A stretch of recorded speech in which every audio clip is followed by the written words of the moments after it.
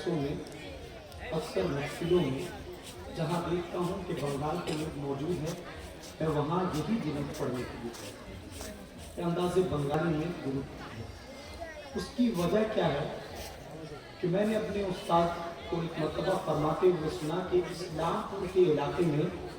سرکار مفتی اعظم ہند کا بڑا دورہ ہوا کرتا ہے۔ سرکار مفتی اعظم عالم اسلام علیہ رحمت و رضوان اس علاقے میں بڑا تشریف لایا کرتے تھے، اور جب کسی مجلس سے آپ خطاب فرماتے تو مفتی اعظم ہند اکثر کہتے بنگالیوں تم اپنے انداز میں درود پڑھو۔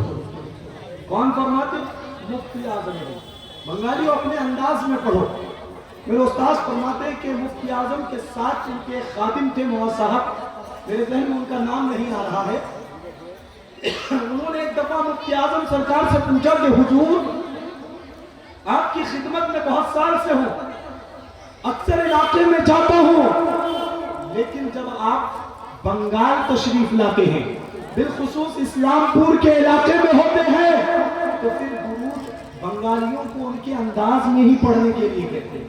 جبکہ دوسرے علاقوں میں اس طرز کے ساتھ درود نہیں پڑھا جاتا ہے، دوسرے علاقوں میں اس لہجے کے ساتھ درود نہیں پڑھا جاتا ہے، دوسرے علاقوں میں اس لحن کے ساتھ درود نہیں پڑھا جاتا ہے، دوسرے علاقوں میں اس محبت کے ساتھ درود نہیں پڑھا جاتا ہے۔ حضور وجہ کیا ہے کہ آپ اسلام پور کے علاقے میں آ کر اسی انداز میں درود پڑھنے کے لیے کہتے ہیں، دوسرے علاقے میں نہیں کہتے؟ تو مفتی اعظم ہند کیا جواب ارشاد فرماتے ہیں، سنو کلیجہ ٹھنڈا ہو جائے گا۔ مفتی اعظم ارشاد فرماتے ہیں دوسرے علاقوں میں جاتا ہوں تو انہیں اس لیے نہیں کہتا کہ جب کبھی میں اسلام پور کے علاقے میں پہنچتا ہوں اور وہاں کے دیوانوں کو ان کے انداز محبت میں درود پڑھنے کے لیے کہتا ہوں، وہ دیوانے بنگالی دیوانے اپنے بنگالی انداز میں جب نبی کی شان میں درود پڑھتے ہیں تو میں دیکھتا ہوں کہ اس مجلس میں